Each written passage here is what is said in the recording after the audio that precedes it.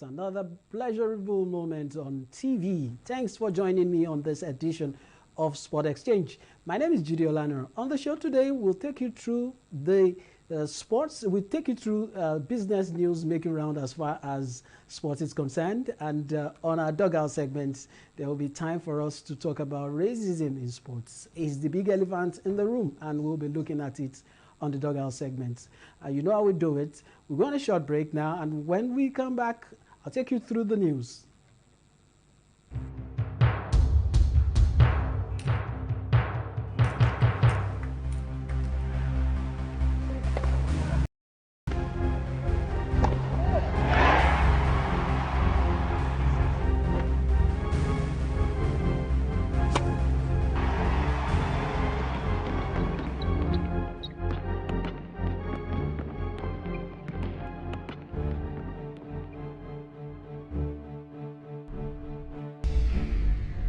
Fantastically finished. Welcome back, and straight to the news. Organizers of the Tokyo Olympics Games say the postponed games will cost an additional $2.8 billion with the bill to be shared by the Tokyo 2020 Organizing Committee, the Japanese government, and the Tokyo Metropolitan Government. In total, TMG and the national government, and in turn the Japanese taxpayer, are expecting to pay 191 billion yen to cover the cost of the postponement and a raft of coronavirus countermeasures. The new cost is likely to take money expended about 1.6 trillion yen.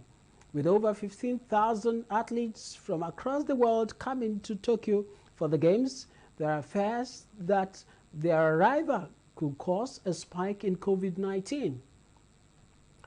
And talking about the World Cup in 2022, rainbow flags will be allowed in stadiums at the 2022 World Cup after Qatar says it will comply with FIFA rules promoting tolerance and inclusion at matches despite the Arab country's strict anti-LGBTQ laws. With less than 2 years until the tournament, though concerns persist about the treatment facing gay fans in Qatar due to the conservative religious code prohibiting same-sex relations that conflict with FIFA's stance against homophobia. FIFA says it was determined to push Qatar on staging a tournament that is inclusive when the World Cup heads to the Middle East for the first time. And now in Africa, Africa's fastest growing digital entertainment and sports technology company, BetKing, has signed a sponsorship deal with the Ethiopian Premier League. Alan McKeans, the managing director of BetKing in Ethiopia, says the company is proud to associate with the league as football is central to their business and it availed them the opportunity to reach their customers. The Ethiopian Premier League comprises 16 clubs. And still talking football, Major League Soccer lost almost $1 billion in revenue during 2020 because of the coronavirus pandemic. MLS was only 2 weeks into its historic 25th season when a halt was called to the campaign in March.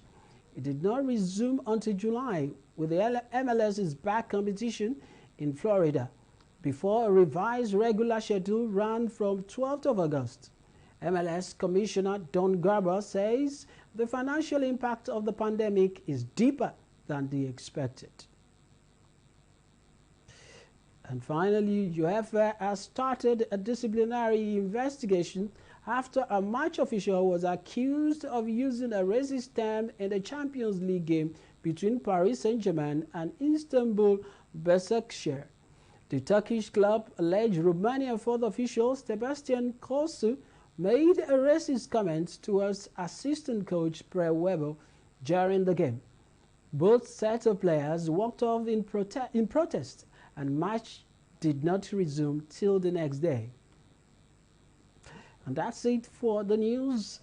Don't forget you can join us on our Facebook page as well as our Twitter handle and our YouTube for a recap of some of the things, exciting programs that you will love to watch. Then we're going to short break now. Don't forget that I said we'll be looking at racism in football. That is what we will be discussing in the dugout segment right after this timeout.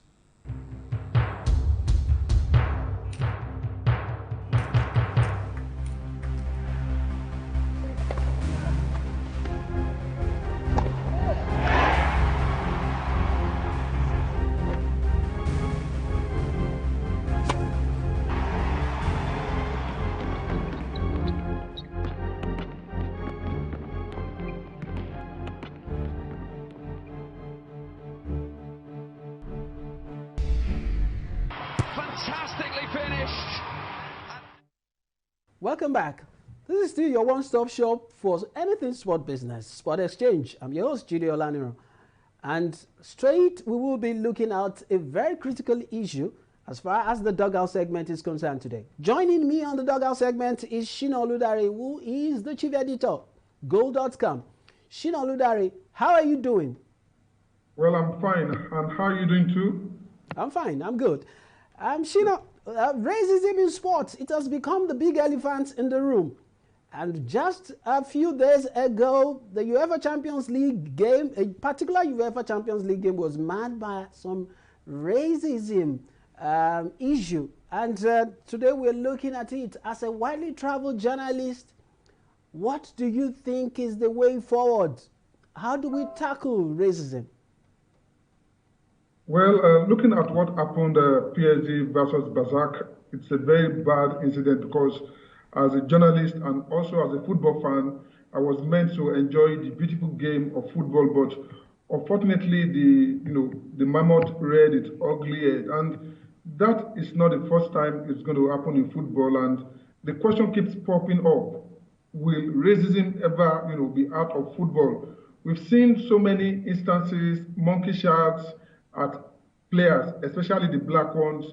And what is worrying about all these things is the authorities. I don't think they are really doing enough to, to curb racism in football. Fine, you would hear cases of launching Twitter slogans, hashtags.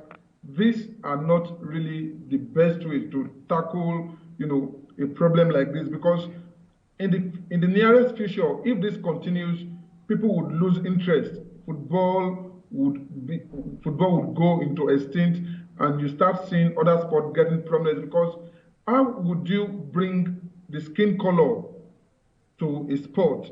That is what I don't understand. Well, talking about the way forward, I think there are 5 ways, or even more than that. Number one way is, you have to realize that there is racism in football, because if you don't realize that we have racism in football, then you are like moving a step forward and moving 10 steps backwards. Once we realize that there is racism in football, then everyone would be aware and everyone would know what to do and be very conscious. And the second part is trying to introduce stiffer punishment.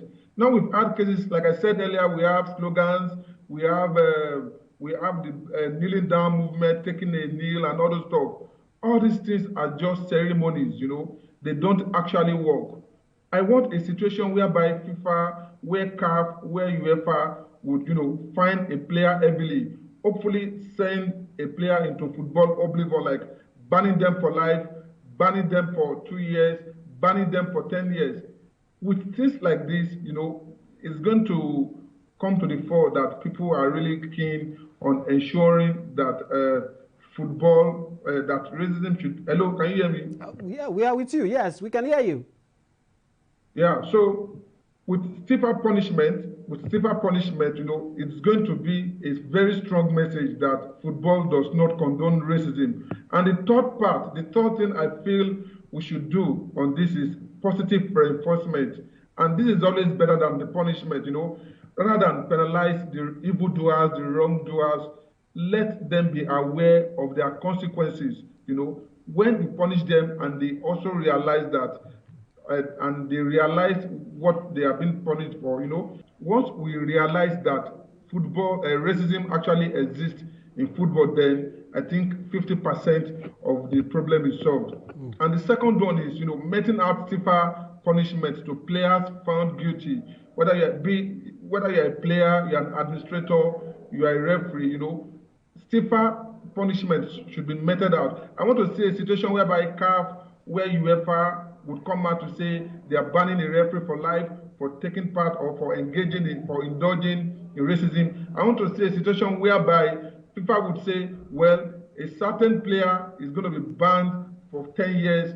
And I want to see a situation whereby players and those involved in this shameful act are being heavily fined. With stuff like this, we are going to have a situation whereby racism would be reduced to the barest minimum. Also, I talk about the ghost matches. This is another crucial thing we can do, playing games behind closed doors. When you have a situation whereby you don't have the fans there, you don't have people to come and watch, what you can do is watch it on TV.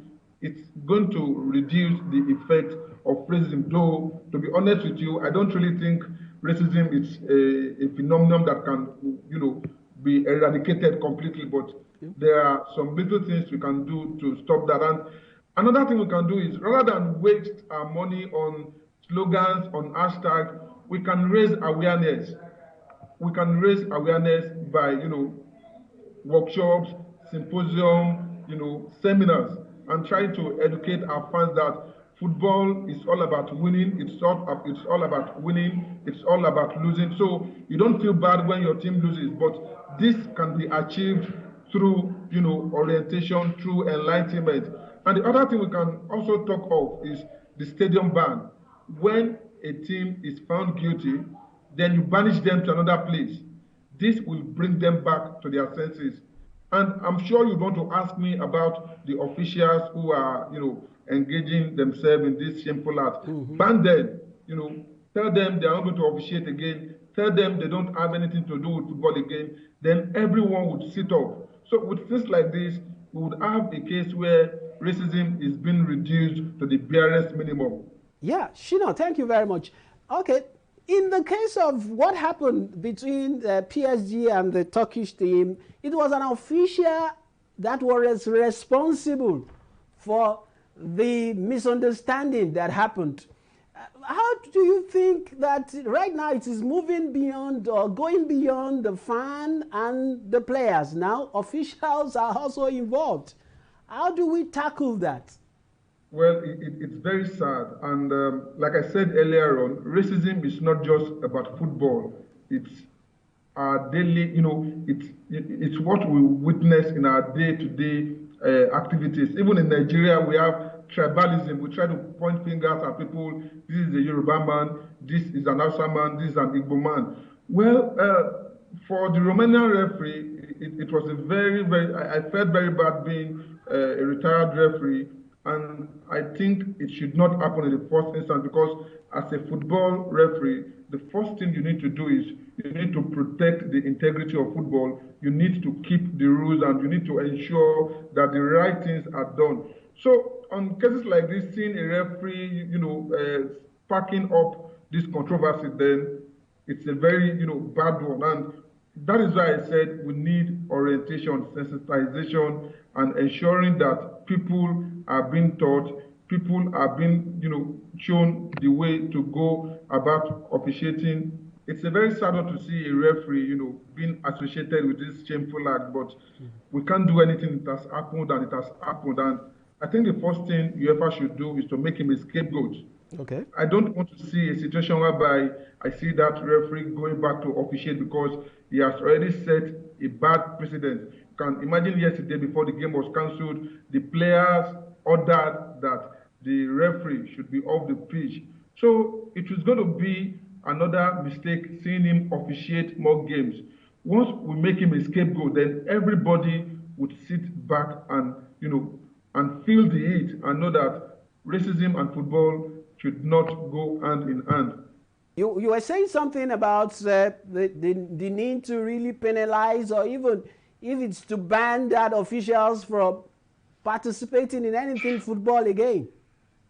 Of course, that will send the right signal, because it's evolving from the fans. Now, when the first issue of racism came on board, it was from the fans. Now we are seeing it, transcend to the players and now the football officials. And when someone who is made to judge a football game is into this shameful act, then what are we now talking about? Are you not worried that most of these cases that are recorded do happen in Europe? Well, I'm not worried, and going through history and so many histories I've read and that we've also read, when you see Europe, they see themselves as the best. They see themselves as white, others are black. So if you don't fall into their category, they don't want you. They are intolerant. They only tolerate themselves. They want to be alone. They want to be the boss. They want to rule everything. And when they see someone of other color, of other race, of other culture, of other tradition trying to compete with them, then it brings about hatred. And that is where we have racism itself. I know that the ball is in the court of those who are managing football at the level, maybe at the FIFA level, UEFA, CAF, or whatever confederation they manage now. You're just trying to imagine yourself being in the shoes of those guys managing it now. What will you do to stamp this dastard act out of our game? Now, the truth is, all those managing our football, be it in CAF, in UEFA, in FIFA, they already have the power. They have the power to do what they want. So, what they are lacking at the moment is the courage to deal with this. So, once they have that zeal and once they have that boldness, then we'll start seeing results. But the way it's going, they are still foot dragging. Sometimes they come out plain and they try to impose sanctions. At another time, they try to, be very, very, they try to play, they try to sit on the fence. Now, with the way it's going, they don't need to sit on the fence. They should take actions. Anybody who is caught, discriminating another should be taken to the court of law, should be tried, should be jailed, and that is what we need, the action. If they don't take the action, we keep going back to this same question over and over again.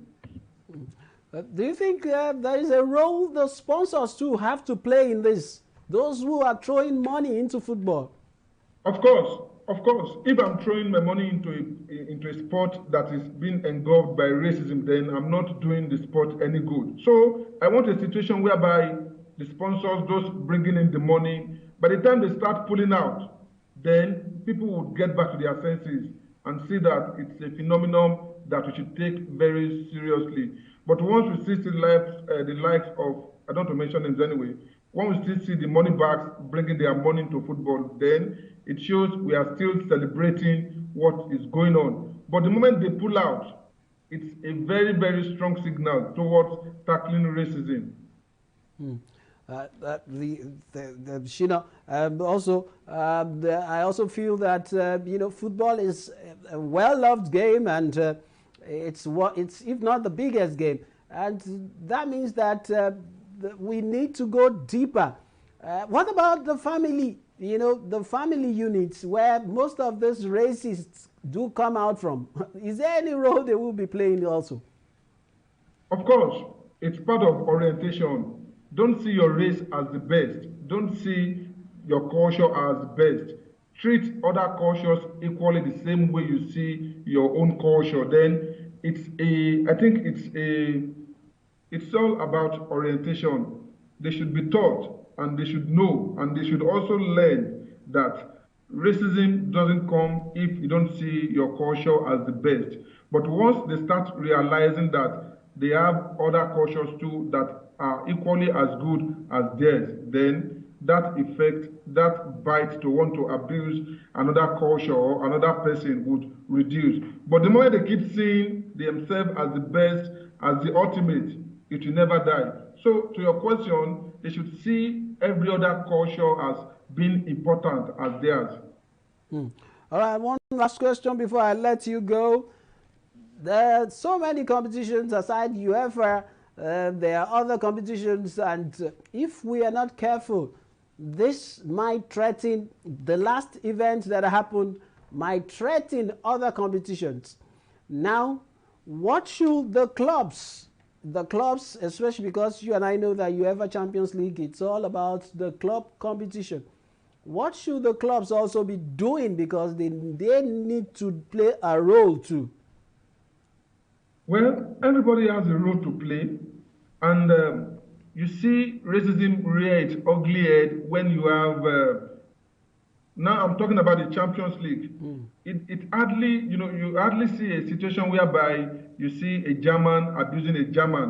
It happens when you have someone of different culture playing the other culture. So if this continues to happen, I would want a situation whereby what happened between Bazak and PSG, you see the players walking off, and that would be a very good one. But then I think before yesterday, you would see probably maybe a Dembaba, a Webo walking away, and the game would continue.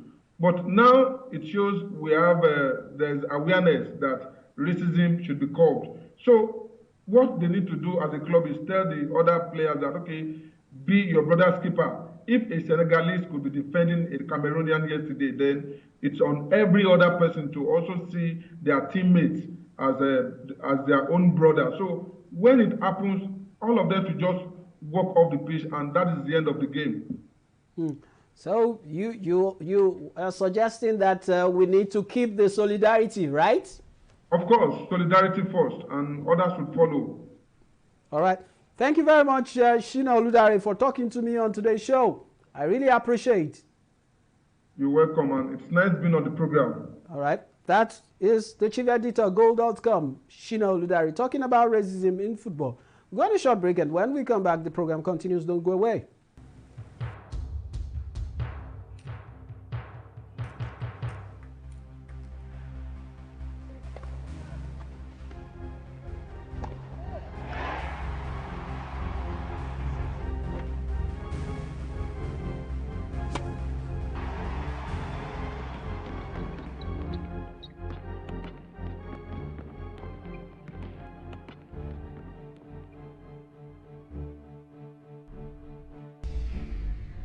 Fantastically finished. All right, that's how the cookie crumbles today on today's edition of Sport Exchange, your one-stop shop for sports business. Yes, it's been a lovely day, and it's been a lovely show right here. And I must say, thanks for joining me, and thanks for keeping faith with us on the show. Don't forget that you can reach us on our Facebook page. You can like it, and also you can follow us on Twitter as well. And you can also watch again on our YouTube channel. Well, there, and we hope that you will send your feedback. We want them coming. Keep throwing in your feedback, and we will be excited about them. Okay? Until I come your way next time, my name is Judy Olano, signing out for this edition.